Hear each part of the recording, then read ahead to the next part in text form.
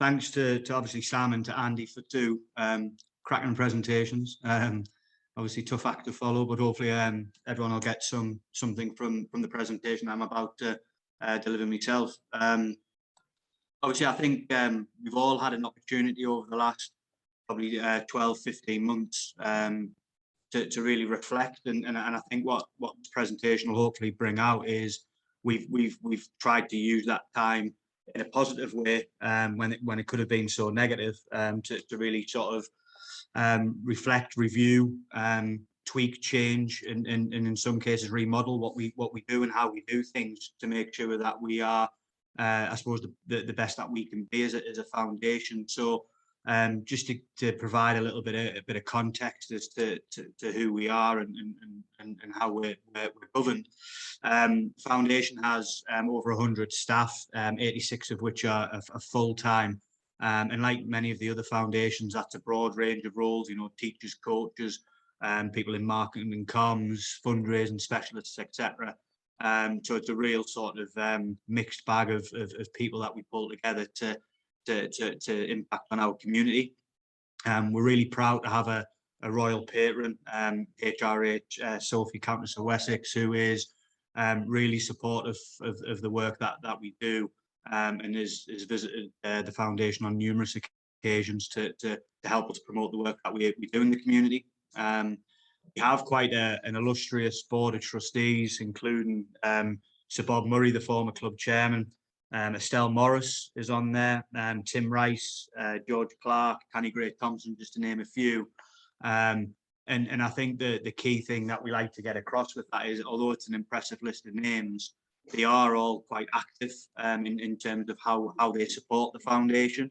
Obviously not on a day-to-day basis. You can imagine trying to get that list of names in one room regularly, but as and when required, obviously aside from the meetings that they attend, they do support. So for example, Canny Gray Thompson was in our facility a couple of weeks back, helping shape our impact strategy, which I'll talk a little bit about later on.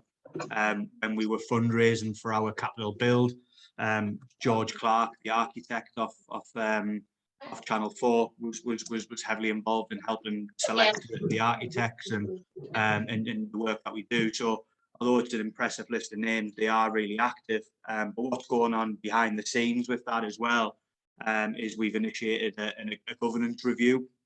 Again, just one of those best practice pieces of work we wanted to do as part of the last 12, 18 months, was to really review how we do things and make sure that we are governing ourselves to the best possible standard.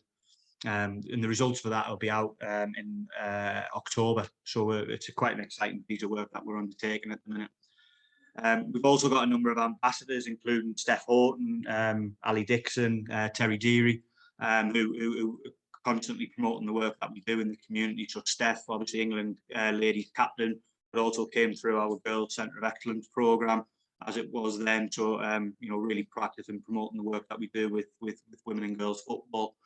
And I think it's worth mentioning that it's no secret that over the last probably 5 or 6 years, the relationship between the foundation and the club hasn't been where we would have liked it. There was, I suppose, a difference of opinion, shall we say, between our chair of trustees and the former chairman of the club. And now that we've got a new owner who is fully bought into the community and the foundation, but also really supportive of the work that Sir Bob had done previous to the owners. We've got a really healthy sort of structure in place now, and open communication with the club, and very much part of the club's new strategy, which they are developing at the minute. Like I said, we wanted to use the last sort of 12, 15 months to really realign ourselves and make sure that we were fit for purpose, I suppose. So where we started with that was our vision, purpose and mission and values. So I think, to cut I suppose a long story short, it was just too complicated. I think we were trying to be all things to all people, and I think the clarity of the message was just getting lost, because we were trying to please everybody.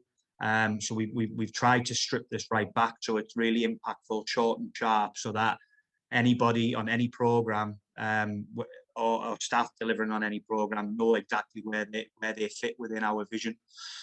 So better opportunities, better lives. It's as simple as that. And I think that's kind of the message of I suppose that should come throughout this presentation is our key takeaway, I think, from the last 12-15 months has been less is more.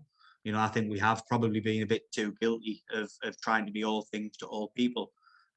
So really stripping it back and just making sure that we are quite clear in what we're trying to achieve. Our purpose hasn't changed too much, although what we have done is we've added the SAFC brand back into this purpose. And again, that was something that we probably lost over the years. And we almost had a thing of trying to create our own identity away from the football club. But our USP is the football club. So, to involve, educate and inspire our communities using the power of football, and in particular the SAFC brand, really helps us align with what the club are trying to do as well with the new owners and the new staff that they have working there. Like all organisations, we want to be a high-performing. We want to have a high-performing culture, and our geographical area is predominantly Sunderland, South Tyneside, and Durham. And I think what I suppose I always say we're quite lucky where we are geographically, where we're different to maybe a Northwest, a London, or a Midlands club is we've got quite clear boundaries with Newcastle and Middlesbrough. In the respect of Sunderland, South Tyneside predominantly tends to be work that we do. Durham, it tends to be a bit more of a shared area these days. But we're quite, maybe the odd session that we do outside of that, but a real key focus is those, I suppose, traditional Sunderland areas of South Tyneside and Durham. And again, what the foundation has is 4 curriculum areas, which are represented in those mission statements. So education, we want to raise educational attainment and inspire a love and commitment to lifelong learning. World of work or skills, so we want to increase skills and access to employment opportunities. Health is a big area for us, so enable individuals and families to develop healthier and happier lives, and be more respectful of their communities. And then obviously sport and play, of which football falls part of that. We want to provide as many inclusive sport and play opportunities as possible, but also inspire participation and also achievement as well. So that can be, from somebody's very first access to a sport all the way through to, we hold the license for the girls RTC here. So hopefully working with potential England players of the future, which we had 4 away on the under-17 camp last week. And then our values have changed slightly over the last 12-18 months, and this was something we engaged our staff in. So we had some, I think, in old-fashioned values that were quite wordy, long sentences. So what we wanted to be is a bit more punchy with those sort of 6 keywords that we feel represent us as a foundation and represent our staff. So collaborative, innovative, passionate, agile, integrity and excellence were words that the staff have sort of worked on and chose. We have a group that meet bi-weekly at the foundation. It's made up of staff from all over the business, all different levels, that focus on culture and the culture of the foundation. And that they led on that piece of work in terms of selecting what those values should be. I think one of the things that I missed out at the first slide, and I think it's worth mentioning, which probably gives a bit of context as to why those values are important, is I suppose where we might be slightly different to other foundations is we have almost 2 sides to the business. So we have your traditional foundation activity, which very similar to what Sam and Andy have already described. But then we also have a trading company called Altruism, which no one will ever hear of. But that's we have a £20 million community hub facility that we fundraised and delivered ourselves. and as part of the, I suppose, our overall strategy linked to fundraising, was that building. The vision was that we would turn a profit within the building through the trading company, and then that profit could be gifted back to the foundation, so that we would become less reliant on external funding. You know, in some cases over the years, we've maybe lost programs that were making a big impact in the community because maybe the funding cycle had changed. So the idea behind the building is that if we can generate enough profit within the trading company, then that can be sort of given to the foundation, and then we can become more sustainable and more in charge of our own destiny, if that makes sense. In terms of our funding, what the I suppose the two graphs show is, I suppose, the journey over the last couple of years in terms of how our funding mix is changing. So obviously in 1920 there was a heavy sort of reliance on government body funding in public sector, whereas as you can see from 2021, so this year's last year's funding mix, you can see the shift. You can see where we're moving towards. This doesn't incorporate trading companies' money. So obviously, as a foundation, we're looking at just over 3 million income a year to sustain what we do here at the foundation, and that's spread across sort of the various sectors there, so educational, individual, private, corporate, etc. So you can see the shift that we're making there in terms of being, I suppose, more equal across the board. Still some way to go. I think where we would love to improve is around that sort of community fundraising, if you like. You know, we always say if we could get the 30,000 fans that are coming into the stadium on a Saturday for a game to buy a lottery ticket at £1 a go, then we probably wouldn't have a fundraising problem. So making sure, so I suppose that is always the challenge around making sure the fans know, I suppose, the difference between the club and the foundation, but also what that money goes towards and how we tell our story within that. Again, sort of picking up on the point I made earlier about less is more. One of the things that we decided that we wanted to really focus on is when we had that little bit of downtime, if you like, during the pandemic, was to really look at the impact we were making in the community. And like I said earlier, I think as we've grown over the years, this is our 20th year as a foundation. You know, I was here at the start when we had 4 staff, to where we are now with over 100. We've just probably become guilty of trying to be all things to all people, and maybe just lost sight of why we do things and what are the actual impacts of the programs that we deliver. So what we've worked with, we worked with a company called Good Labs to really sort of drill down into what our impact strategy should look like. And we're just coming to the finishing sort of stage of developing that strategy to share with the rest of the staff. But what we've kind of landed upon is 6 key areas really for any program that's delivered within the foundation. So being the best me, so that's very much around character building. So whether that's increased confidence, being a good example to others, improved behaviour, being well connected, so that's very much a focus on relationships. So whether that's relationships between the participant in the community or their family or their peers. So really focusing on that. Having lots to offer and skilled. To whether that's improved attainment at school, subject knowledge, and it could be volunteering hours that Andy mentioned earlier. It's having a role in life, so the destination of where people go. So we very much have the so what mentality. So you know, if someone enrolls on a program, say an employability program, you know, that's great, but then we need to get them to their end result of either achieving a qualification or progressing into employment. So we need to make sure that they are following that full customer journey, if you like, from start to finish. We've toyed with the idea around having 1 health outcome, and I think what we settled on is 2, and very much separating the physical health and the mental health.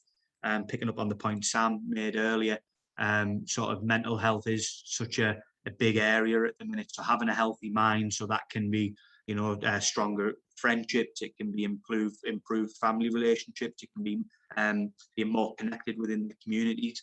But also having a healthy body in the physical side can be, you know, it can be weight loss, it can be physical fitness, but also it can just be an increased confidence or being a role model and a good example to others. So obviously those words that are surrounding the football and the red and black sort of diamonds there, they're not definitive. And I suppose the work that we're trying to really nail down on is the list of outcomes that sit behind that. So I think where we're at the minute is each of those.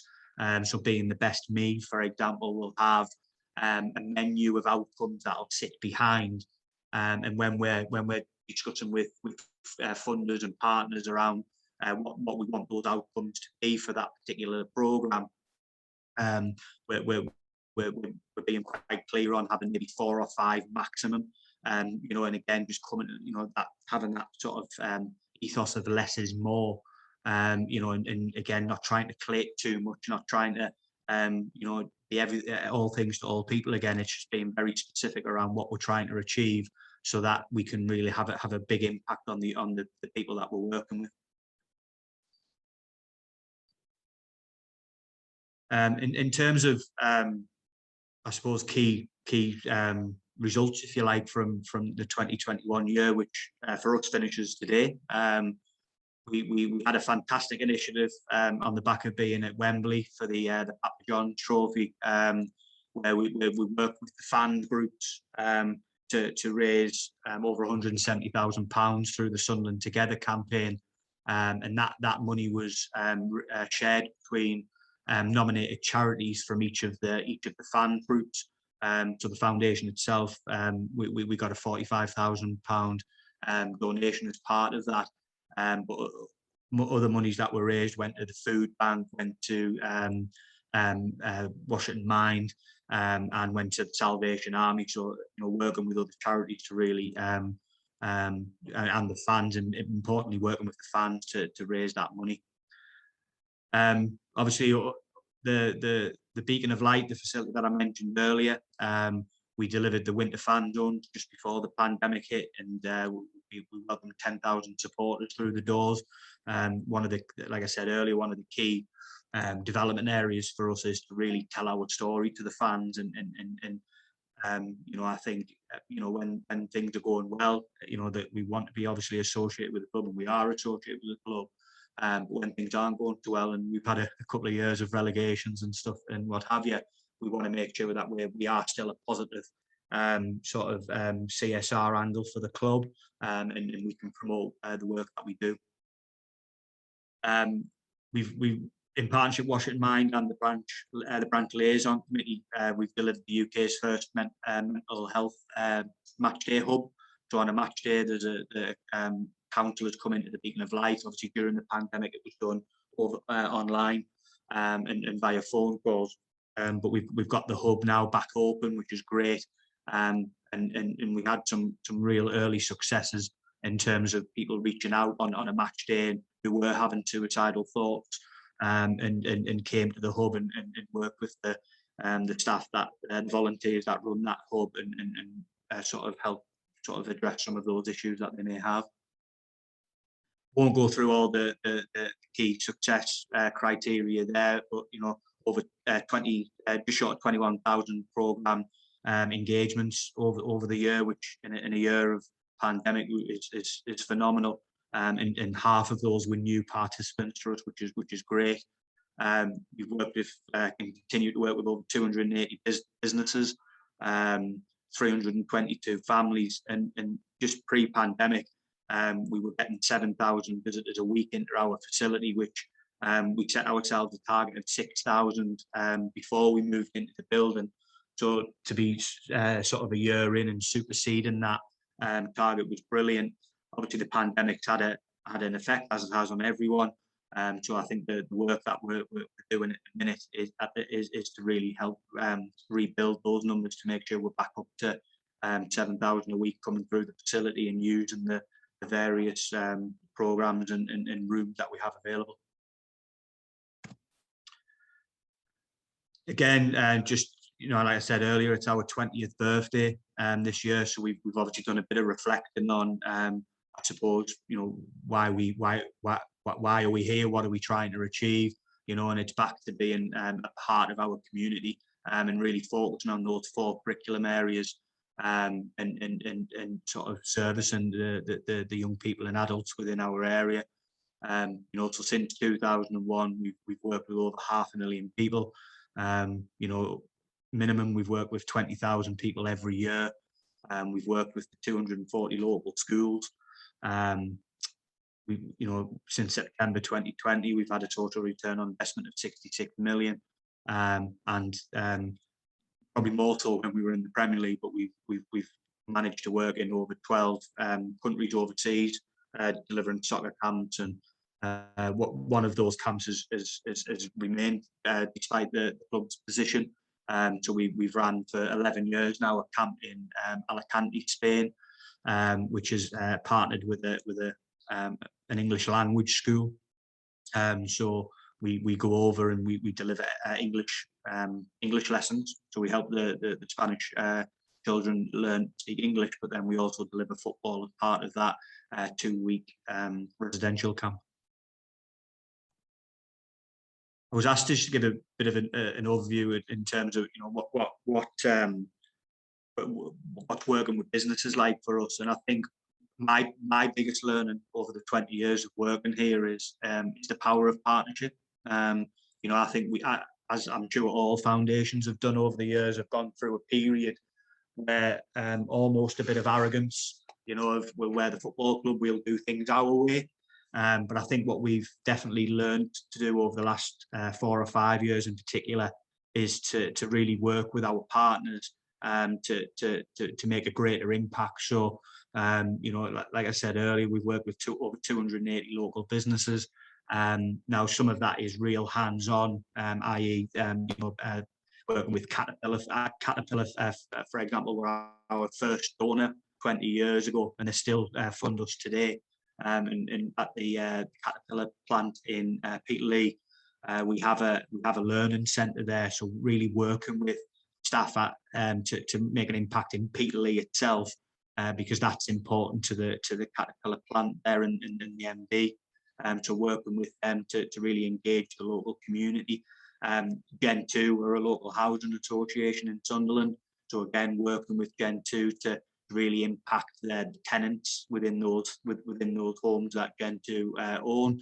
Barratt Homes is a new partnership that they're obviously doing a lot of work in the northeast at the minute. So within the Beacon of Light facility, we've developed a construction zone where the Foundation of Light staff will deliver real basic introductory construction workshops, but then work with Barratt Homes staff who will come in and deliver workshops, do apprenticeship talks, and we're almost seen as a recruitment agency for Barratt Homes when they're recruiting the next line of apprentices.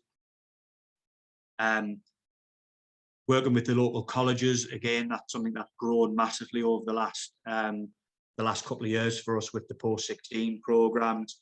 And we've developed strategic relationships with 2 of the local colleges in Sunderland, South Tyneside areas. But then we've also we've had a long-standing strategic relationship with the City Council, which is important for us. So we work very closely together to identify what the need is at that particular time. So I remember sort of 15 years ago, there was a real need around bullying in schools. So we were asked to develop a suite of anti-bullying programs and work within schools in Sunderland to address that issue.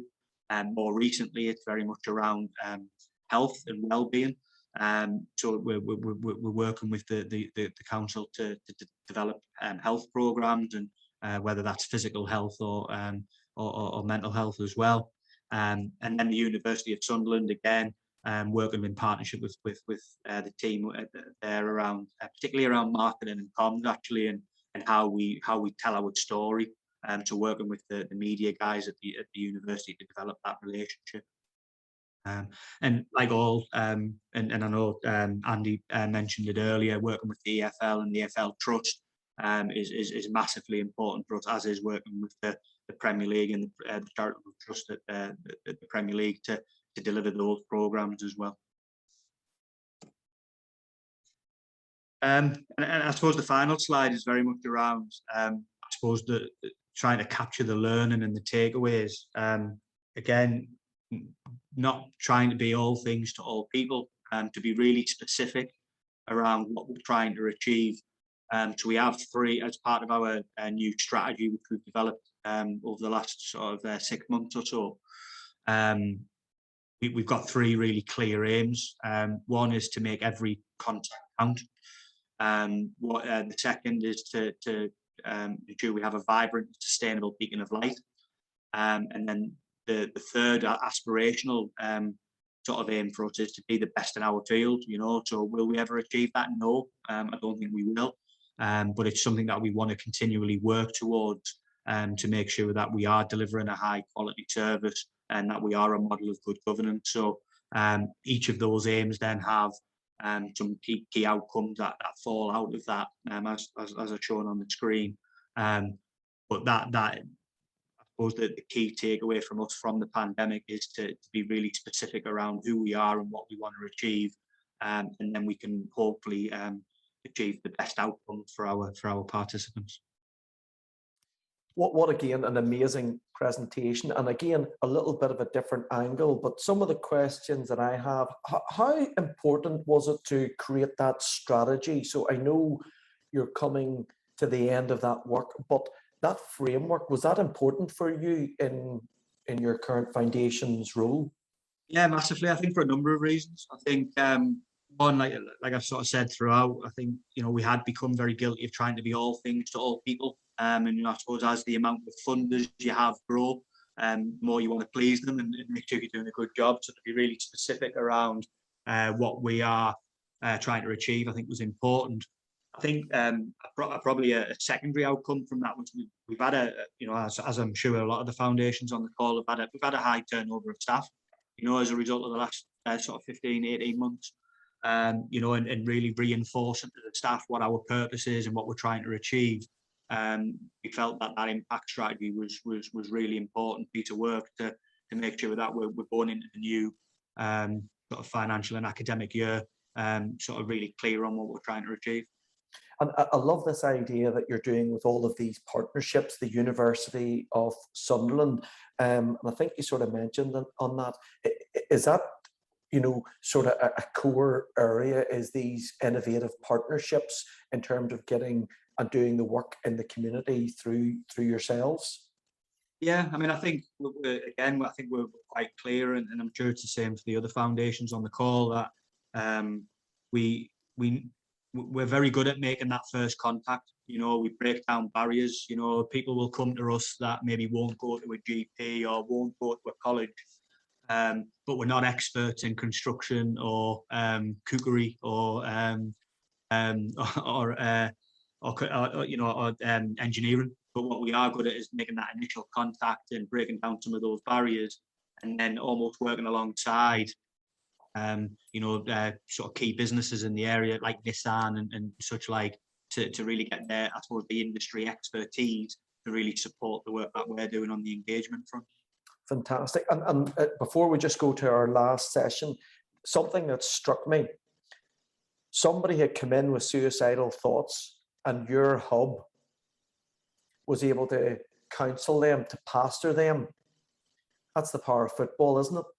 I mean, for somebody who has had those mental or suicidal thoughts, the power of football has dealt with that life in a positive way. I mean, what a role that we can play in our community. Jamie, amazing. Thank you so much for that.